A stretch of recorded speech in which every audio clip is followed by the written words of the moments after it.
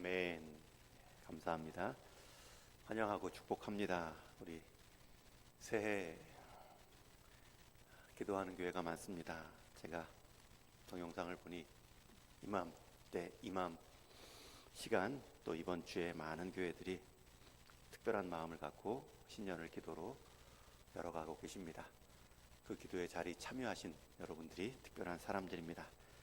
우리는 새해가 되면 많은 결심을 합니다. 책을 읽자, 운동을 하자, 자기 개발에 적극적인 목표도 있고, 단 것을 좀 줄이자, 핸드폰도 줄이자, 절제할 것을 또 절제함으로 자기 생활을 새롭게 하려는 다짐도 많이 합니다. 우리가 신년을 맞으며 계획을 세우고 목표를 적고 우리가 노력하는 것은 조금 더 나은 사람이 되겠다라는 다짐이죠. 그 중에도 하나님과의 관계 안에서 새롭게 계획하고 다짐하는 것도 있습니다. 올 한 해 하나님 말씀을 더 친근하게, 더 많이 풍성히 읽자. 내 안에 많이 거하게 하자. 기도의 자리도 지키고 기도도 좀 더 실제적으로 알아가자.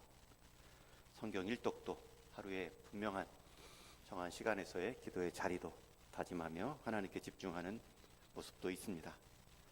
우리가 그러한 한 해의 새로운 다짐과 계획 속에는 그 방법을 찾을 때 그 일을 이미 시작한, 그리고 그 일의 열매를 거둔 전문가나 대가를 찾으면 지혜입니다. 내가 씨름을 배우겠다, 이만기 선수를 찾아가면 되고요. 수영을 배우겠다, 박태환 선수. 축구를 배우자, 손흥민 선수의 동영상이라도 보는 것이 지혜입니다. 빙 둘러갈 필요가 없죠. 그 일의 대가를 만나면 우리가 큰 도움을 빠르게 받을 수 있습니다. 예수님은 기도의 대가이십니다. 기도를 가능케 해주셨고 실제로 기도를 능력으로 경험하셨으며 마지막 십자가의 자리까지 기도를 놓지 않으셨습니다. 자신의 사역을, 구원의 사역들을 다 기도로 마감하실 수 있었습니다.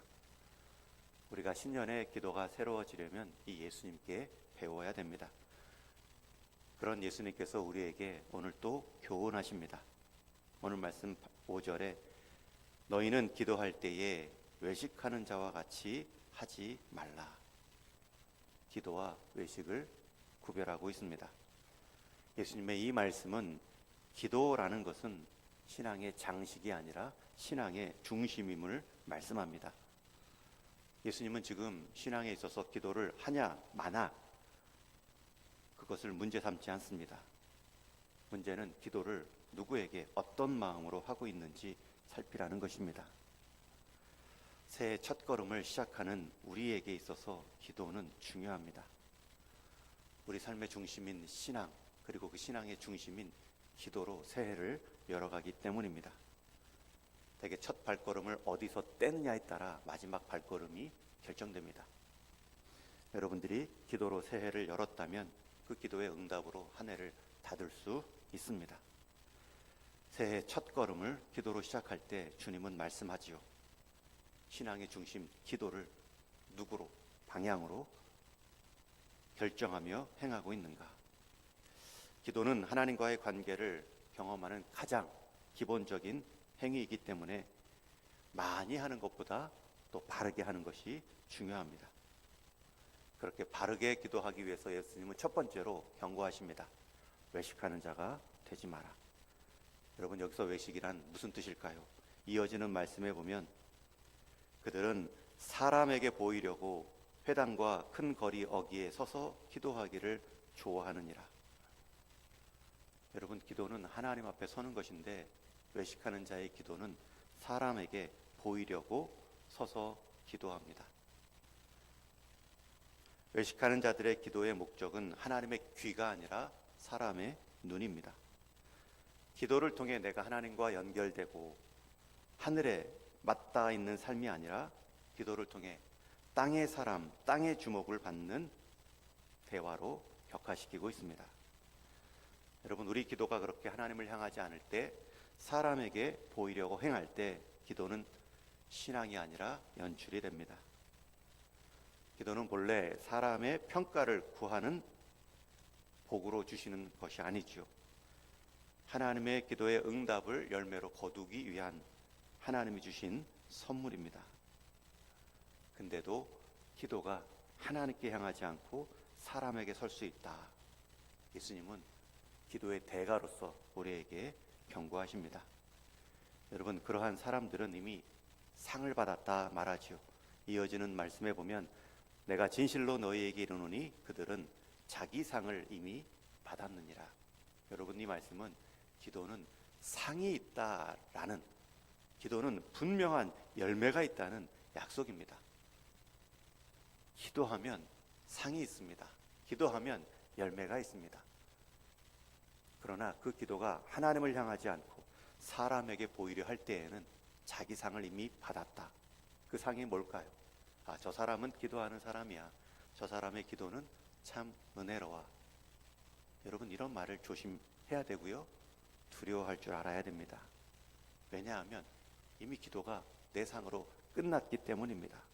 하늘의 언어가 땅의 언어로 끝났기 때문입니다. 하늘의 열매, 하나님의 응답을 경험할 수 있는 게 사람의 칭찬으로, 인정으로, 한때 있다 사라질 사람의 소리로 그치고 말 수 있기 때문입니다. 기도의 가장 큰 유익은 우리가 하나님 앞에서 새로워지는 것인데, 기도를 통하여서 내가 사람 앞에서 땅의 시선으로만 만족할 수 있구나. 자기 상을 받았다. 여러분, 기도는 자기 상으로 끝날 행위가 아닙니다. 우리가 신년을 맞으며 회복해야 될 것은 기도가 신앙의 중심이구나. 그리고 그 신앙의 중심에는 하나님께로 내가 먼저 바르게 서야 되는구나. 예수님은 이제 외식하는 기도가 아니라 하나님을 중심으로 만나는 기도에 대해서 말씀하십니다. 그 방법이 이어지는 6절에 나오죠. 너희는 기도할 때에 내 골방에 들어가 문을 닫고 은밀한 중에 계신 내 아버지께 기도하라. 여러분, 여기서 핵심 단어는 내 아버지께입니다. 여러분, 우리가 하나님을 아버지로 부를 수 있다는 것, 아버지로 부르며 그 아버지의 보호하심을 구할 수 있다는 것, 이것만큼 특권이 없습니다. 어제 나눈 것처럼 기도란 억울한 과부가 드리는 마지막 호소의 기회가 아니라, 기도란 우리가 하나님 아버지께 첫 번째로 나아가 자녀됨의 특권을 주장할 수 있는 자리이다. 여러분, 이 일을 위해 예수님은 이 땅에 오셨고, 그 기도의 모범을 예수님은 친히 보여주셨으며 그 기도를 우리에게 명하셨습니다. 여러분, 기도란 아버지 앞에 서는 시간입니다. 기도는 우리를 판단하는 심판자나 관리자 앞에 서는 시간이 아닙니다. 하나님을 판단자요 관리자로 여기면 내 기도 생활이 계속 불안합니다. 자기 점검이 시작됩니다. 어제 나눈 것처럼 기도하지 못했다라는 죄책감, 내 기도가 과연 옳은가 두려움, 아니면 기도했는데 왜 응답이 없는가 좌절감. 여러분, 이런 것에서 벗어날 수 있는 첫 번째 기도는, 우리 기도를 들으시는 하나님은 우리 인생 아버지다. 우리를 낳으셨고 우리를 기르시며 우리를 맞이해 주실, 기다리시는 아버지가 계신다. 여러분, 기도를 우리가 하나님을 누구로 여기느냐에 따라 우리의 기도는 달라집니다. 우리가 하나님을 아버지로 여기지 않으면, 심판자나 관리자처럼 대하면, 우리는 우리의 기도를 점검할 뿐만 아니라 우리의 기도를 설득하려고 합니다. 더 많이 말씀드려야 되고 더 많이 설명해 드려야 되고. 그러나 우리가 하나님을 아버지로 여기면 아버지는 자녀를 말 안 해도 압니다. 뭘 원하는지, 뭘 힘들어하는지. 나를 닮은, 내가 낳은 자녀인데 모를 수가 없죠. 그렇기 때문에 기도는 하나님 아버지 앞에 서는 시간이다 라고 생각하면 우리는 정보를 전달하려고 노력하지 않습니다.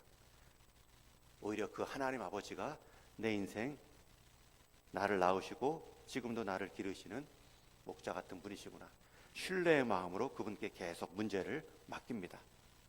그럴 때 우리는 이렇게 기도할 것입니다. 하나님, 이 믿음의 길 혼자 감당할 수 없으니 순간순간 찾을 때마다 도와주세요. 지혜 주세요. 무슨 말을 해야 되고 어떻게 행동해야 될지를 알려주세요.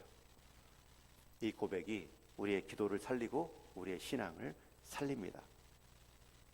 그럴 때에 우리 주님의 응답이 이렇게 8절에 약속되어 있습니다. 너희가 구하기 전에 너희에게 있어야 할 것을 하나님 너희 아버지께서 아시느니라. 우리 육신의 아버지도 자녀들을 아는데 하늘 아버지가 우리를 모를 수가 없습니다. 여러분, 기도의 참된 유익이 무엇입니까? 내가 하나님께 뭔가를 알리는 게 아니라 하나님이 이미 아시는가를 아는 것이 기도입니다. 이 상황 모르면 어떠실까? 자꾸 하나님께 뭔가를 던지는 것이 아니라 이미 하나님은 이 상황 가운데 나를 알고 계시는구나.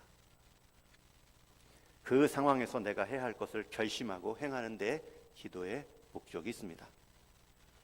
그래서 기도하는 사람은 당장 상황이 바뀌지 않았다고 낙심하지 않고 오히려 내 마음이 계속 하나님으로 인하여 평안을 누리는 마음의 바뀜을 확인합니다.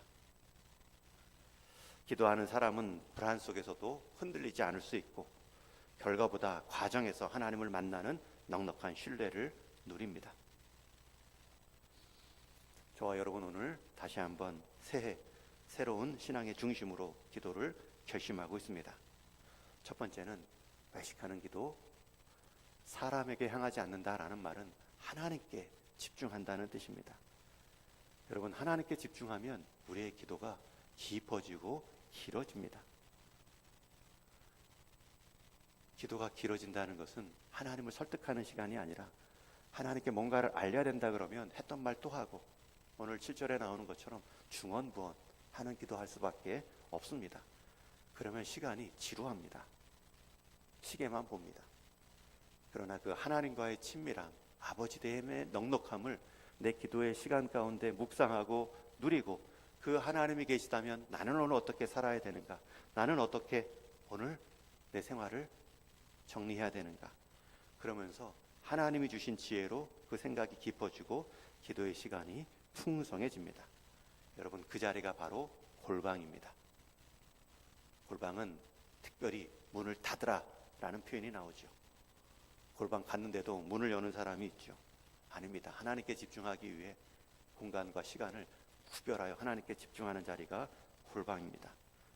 여러분, 올 한 해부터 여러분의 골방을 정하시기 바랍니다. 하루 24시간 중에 20분의 1이라도 때에 놓아야 남은 시간들이 의미 있지 않겠습니까? 마틴 루터는 나는 바쁠수록 기도합니다 라는 유명한 기도의 명언을 남겼습니다. 내 인생이 그렇게 바쁜데 기도마저 하지 않고 막 돌아가면 얼마나 위험하겠습니까? 여러분, 우리 인생 오늘 새해 이 마음, 이 첫 시간 구별한 이 모습, 이것이 여러분들의 생활을 특별하게 바꾸어 할 것입니다. 우리 신년의 기도는 더 많이 말하자 하나님을 정보관리자로 대하는 것이 아니라 더 깊이 알아가고 신뢰하자 아버지로 모시며 기도할 수 있는 자녀의 특권이 있기를 축원합니다. 그럴 때 우리는 보이는 기도, 사람을 향한 기도가 아니라 보이지 않는 가운데 우리의 기도를 들으시는 하늘 아버지의 응답하심을 경험할 수 있습니다. 그러한 신뢰의 기도로 우리의 신앙 연륜이 깊어질 수 있기를 주님의 이름으로 축원합니다. 기도하시겠습니다. 함께 우리 들은 말씀 기억하며 말씀